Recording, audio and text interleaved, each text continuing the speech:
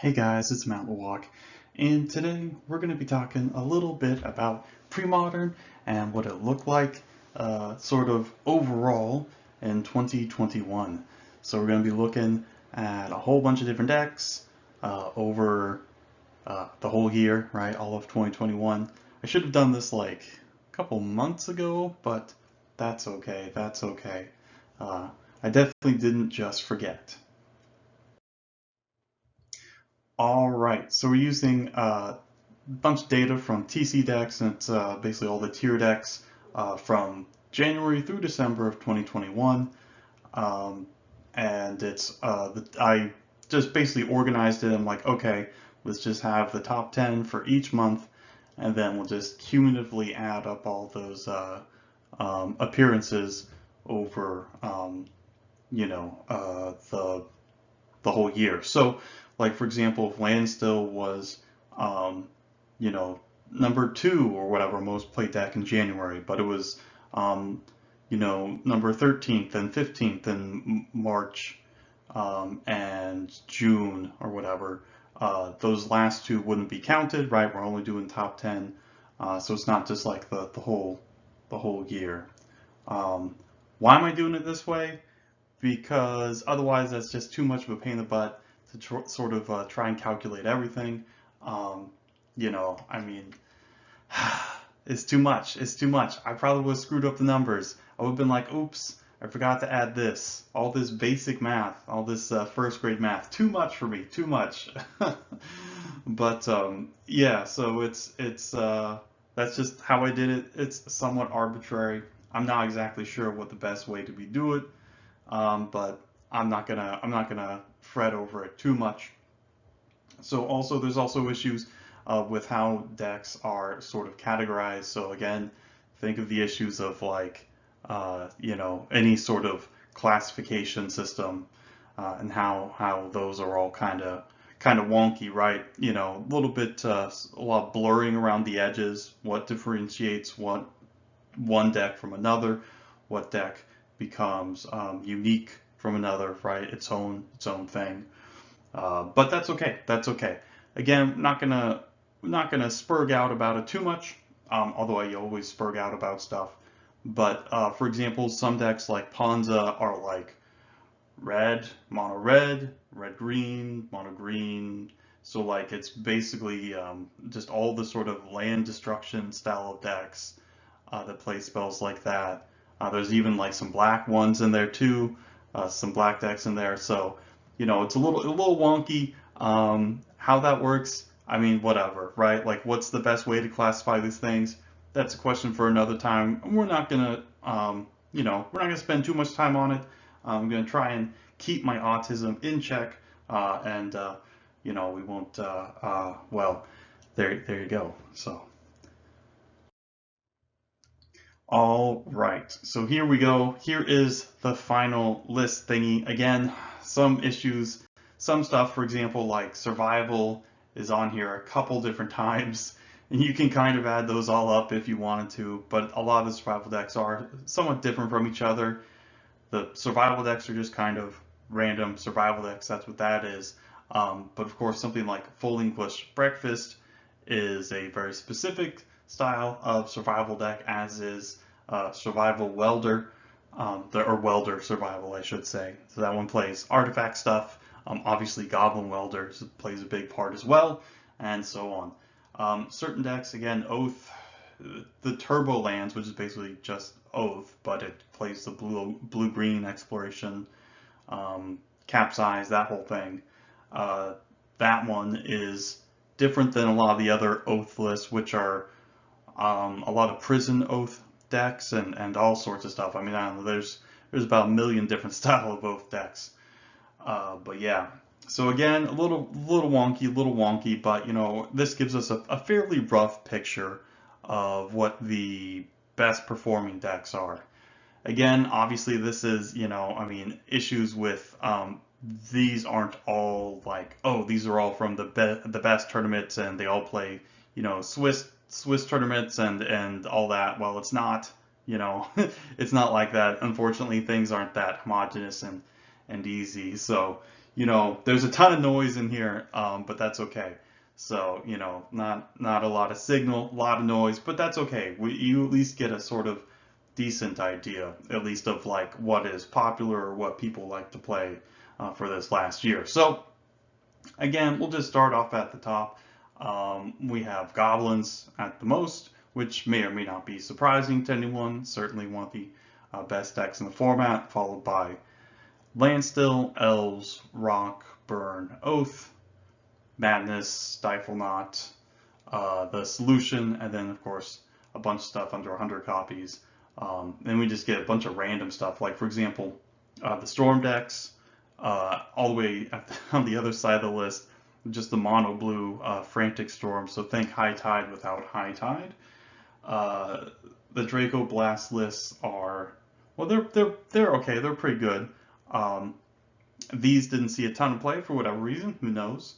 Also, again, there are card availability issues. So maybe something like Elves would be more popular if people could get Cradles, but you can always get the gold border Cradles. So it's not as big of a deal.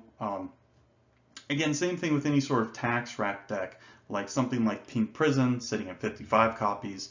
You have obviously Scroll Rack, land tax itself, but those decks oftentimes, I wouldn't say require, but are often played with Mox Diamond. Again, an extremely expensive reserve list card. So a lot of issues there, but mostly what we see on the top are consistent decks.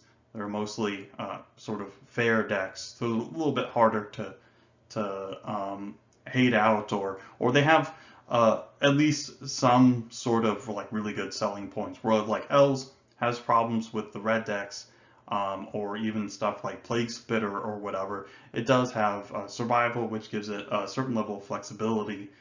So that's pretty sweet, allowing it to tutor up solutions to certain things. And you know, Mass Core, great against a lot of decks that have problems killing it, or great against decks that are like full of small creatures and stuff, like the Mirror, or like Sly or Goblins or something like that. But yeah, nothing too weird here. I think Madness might be a little bit more represented than I expected, probably because it's so cheap. Like, I mean, anyone can put a Madness deck together for like the price of a Pauper deck, more or less, because it kind of is a Pauper deck in some respects, because it is so cheap. And then, of course, Stifle Not. I misspelled it. Alright. Stife Not, as I put it. Again, the highest placing combo deck, looks like. Yeah. Elves can be kind of like aggro combo-y, but not always. Not always. It's not really a dedicated combo deck. It's not like the Legacy version, which is absolutely a combo deck, with a random beatdown plan. So, but anyways, Stifle Not, showing up, doing pretty good stuff. The Solution, again, another sweet deck. I don't think I've done a deck tech on this one yet. That was one I was thinking about. That'd be pretty sweet. But yeah, and then a lot of the blue-white control lists are some of the Tide control decks that took off at the end of last year. But there's also like Replenish stuff in there as well. Yeah, so yeah, also it's a little weird that there's only 30 TOG lists. Some people aren't super high on it for some reason, but that's okay. And then Devour only at 28, which surprising, maybe not surprising. Deck's good, but of course it is fairly vulnerable to interaction, since it has a lot of different points, a lot of weak points in the chain where you can disrupt it. So that's that. Enchantress, of course, this one maybe has to do with card availability because of Sarah Sanctum. But other than that, or I guess Replenish too, but Replenish is only like a 1 or 2 of. But yeah, Enchantress at 24. I mean, most of the stuff I don't think is too super surprising. I think the mono black stuff and the POC stuff might be able to be combined. Some of the mono black stuff was just like mono black control. It was like Suicide Black. It was like I think there was maybe some zombie stuff mislabeled in there too, and then pox and just like every conceivable mono black deck was sort of included in the mono black sort of label, and the pox one was strictly just pox. So yeah, yeah, that one would probably been maybe a little bit higher. Yeah, pretty wonky. Um, yeah, a lot of different survival decks. Survival is pretty sweet if you're playing green and you're playing a lot of green mana sources and creatures. Survival is pretty good in your deck. So you can kind of add it to, I mean, the cost, it's not a free include, right? There are some deck building restrictions and so on, but it's definitely a card to consider for any green deck.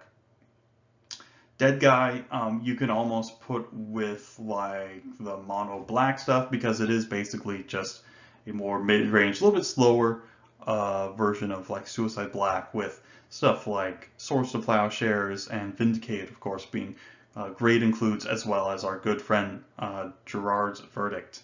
Sweet card, sweet card. So yeah, there's a ton of stuff here. I don't think a lot of these numbers are too wonky. Although that does seem, I didn't expect there to be that much stasis, but I guess people really just wanted to play stasis. So that's pretty neat, pretty neat. I mean, I don't know if there's a ton to really say here, because everything looks kind of like what you would expect. Fair deck's doing pretty good. Most of the unfair stuff doing fine, but just less represented. So yeah, there you go. All right, and so now we have most played cards. I didn't do the math on any of these because it was just like, I'm like, oh my gosh, I'm just not even gonna bother. Not even gonna bother.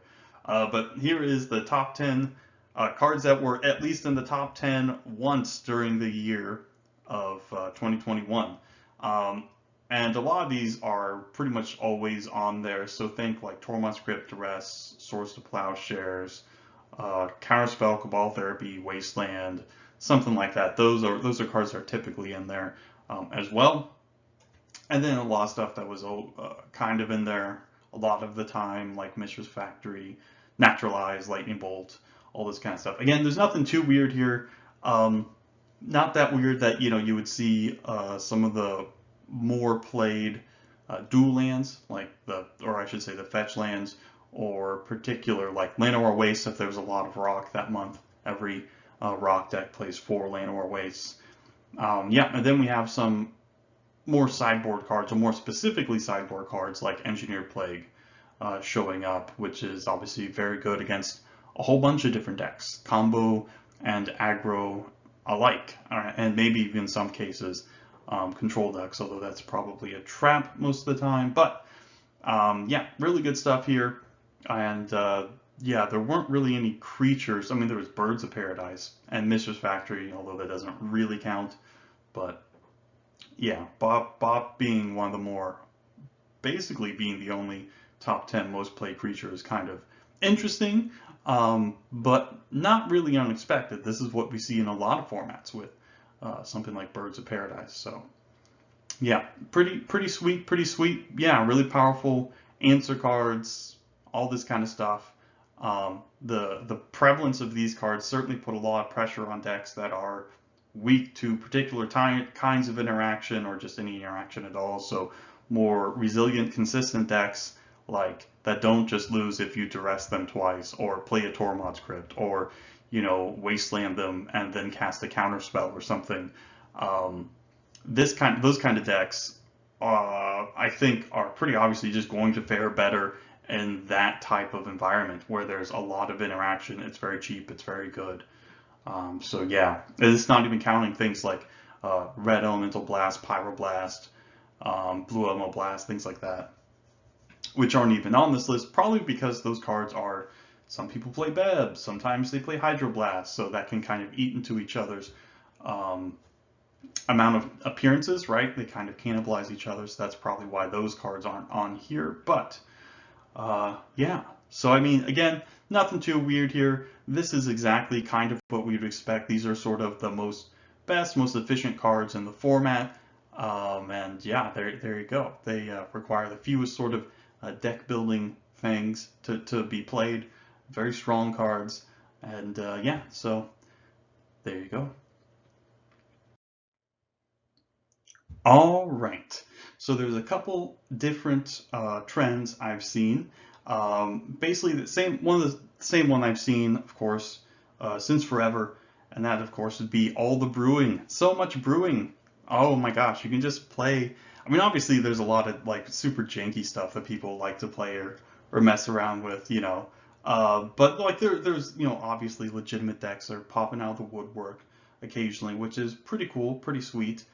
For example, like the different oath lists that have been popping up, and I think Survival Elves was it 2021 that it took off, something like that, and all sorts of different things, all sorts of different things. So that's really cool. It's always good to see, lots of different room to brew things in this format. Like I said, with a sort of a flatter power level between all these different basically just between all the different colors and the cards in general in the format. Nothing's so egregious that you have to play it or have to plan against it or something.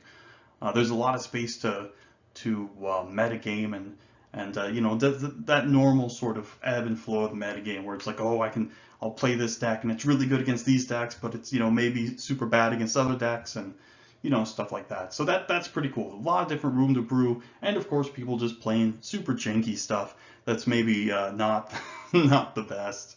So that's always kind of fun. There's also another trend, of course, and that would be people freaking out over this deck is the best, it's the most powerful deck, or this card is the best.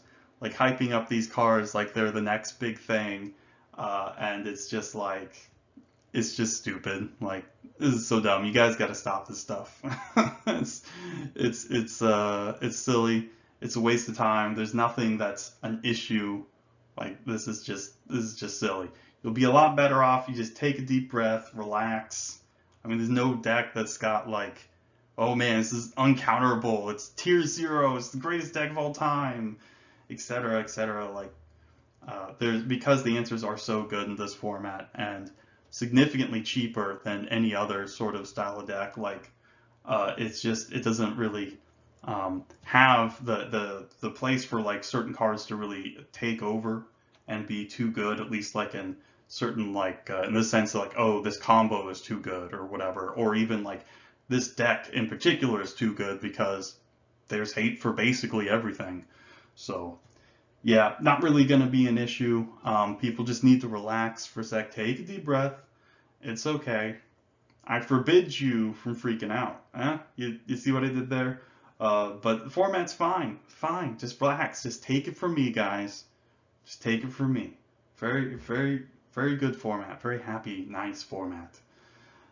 Oh, and also, of course, I can't do these like metagame breakdown things or any of that other good stuff, deck techs and all that without TC decks. What a great resource for Premodern.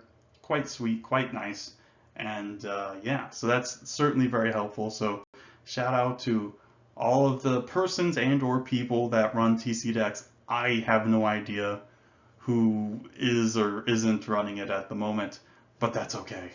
No biggie, no biggie.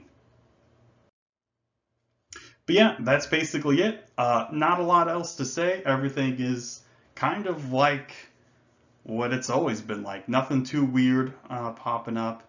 Same old stuff as per usual. Yeah, yeah, I'm a big fan. Premodern is still doing the same stuff it's always been doing, which is just being super fun.